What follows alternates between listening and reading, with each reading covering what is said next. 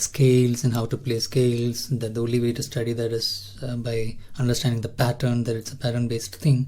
Then comes the question, why do we need scales at all? Why am I doing this? Scales are what songs are based out of.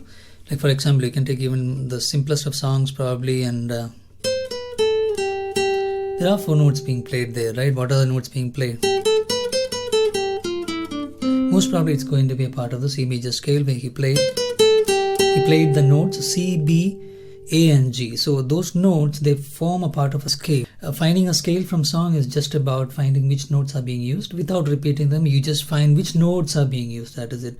And you notice that there are some notes which are not being used. For example, I am playing the first string 8, 7, 5 and 3. I am not using some of the others. The more you know about scales, the more you will be able to guess which frets not to use and which frets you can use. Again, coming back to the subject of ear training, like playing scales somehow lets us be able to understand our instruments better. For example, if I know this is how it sounds when you play these particular set of notes, the more you get used to the sound when you press the particular frets and strings on the instrument, then somehow we are able to also, when we listen to a song or something, automatically our body has a kind of idea how many frets we have to skip, where do we kind of start. That kind of understanding of the instrument gets better, and naturally that again comes back to the subject of ear training, right? Suppose one more exercise you can do is like we are trying to guess the sound before we play. For example, we know the sound, then we are trying to guess what will be the sound if I press on the 3rd string 7th fret and hit on it. Then on the 2nd string 5th fret, then again guess.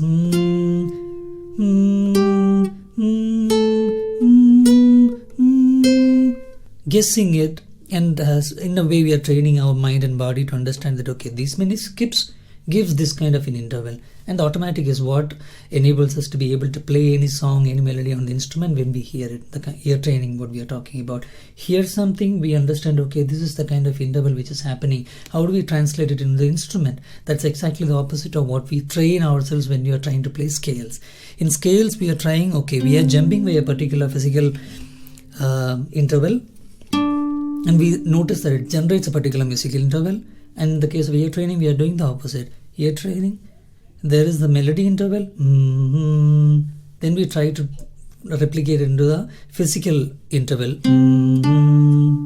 again scales. Scales is a way to really train ourselves to be able to understand the relation between the musical interval and the physical interval that happens on the instrument. And even if it's a raga, for example, you have some. What am I playing? I am playing a lot of slides, but the notes being used are again part of just a scale, which is, in this case, it's just a C major scale. I connected it with a lot of slides. Again, comes back to the topic of scales and understand the instrument. If you know that in a particular raga you only have to use 1, 3, 5, 6 on the 2nd string and 3, 5, 7, 8, then we exactly know we shouldn't be playing the other omitted frets. That is very important information, especially if you're improvising. I think a lot of great musicians have said, improvising musicians have said that it's easier to remember and internalize which frets or which note you shouldn't play while improvising on a particular chord sequence or chord progression or in a particular situation. So again, it is the so-called negative scale, right? The scales are what the music is made of, and then when a musician says try to remember which notes to be used, then basically we are trying to remember the negative space involved. For an artist, it's basically okay, this, here.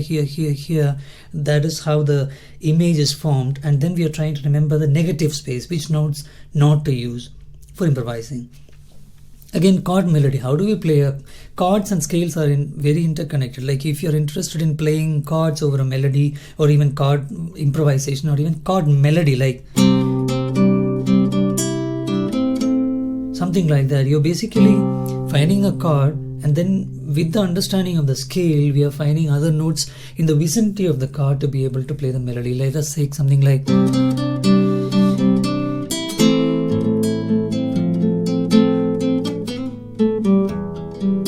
E minor, C major, F major, A minor. I'm just using those chords and trying to play the melody using the scale notes which are in the vicinity of the chord, which I'm physically able to play within my reach, finger reach.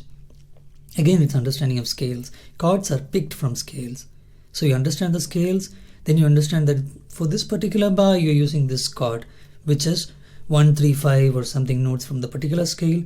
What other notes are there in the melody? Be able to include it because you know where the scale exists on the instrument for this particular. And of course, chords finding. For example, if you have something like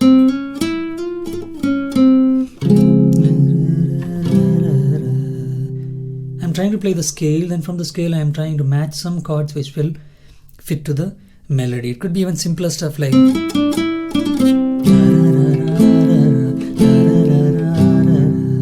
just 3 notes. From the scale I have an understanding of which chords may fit. Again, understanding of the instrument because of the scales. Suppose let us take something more like where we are trying to connect something like some finger picking like that, which already exists. We can try to change it to our own into our own scale by